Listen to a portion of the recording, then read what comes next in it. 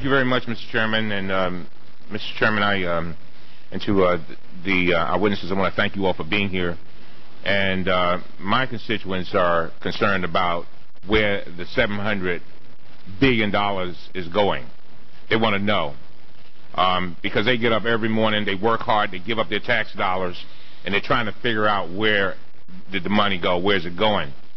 Mr. Turner and Mr. Dinallo, after the bailout of AIG last month, the United States government effectively bought an 80% share in the company.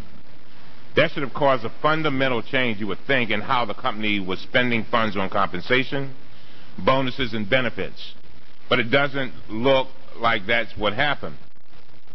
The committee learned that shortly after the bailout went through, executives from AIG's major U.S. life insurance subsidiary, AIG American General, held a week-long conference at an exclusive resort in California.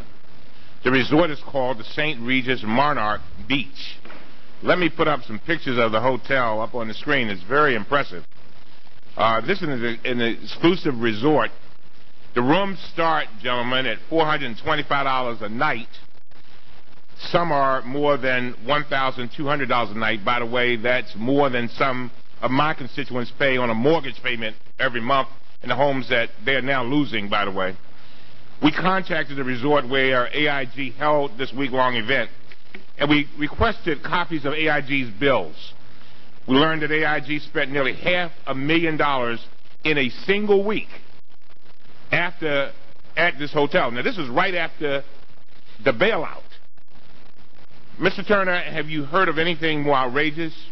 A week after the taxpayers commit $85 billion to rescue AIG, the company's leading insurance executives spend hundreds of thousands of dollars at one of the most exclusive resorts in the nation.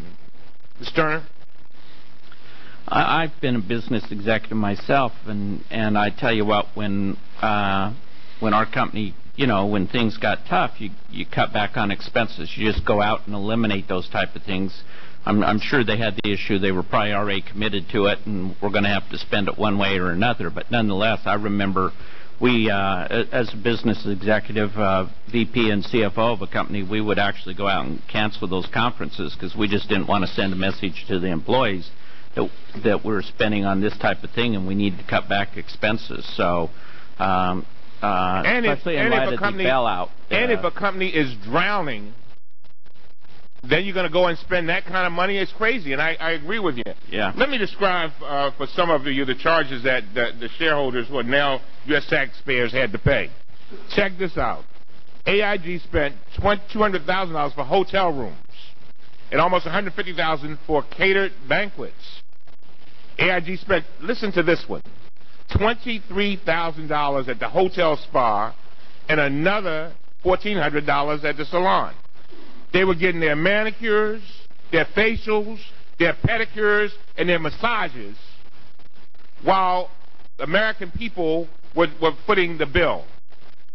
And they spent another $10,000 for, I don't know what this is, leisure dining at bars. Oh, thank you very much.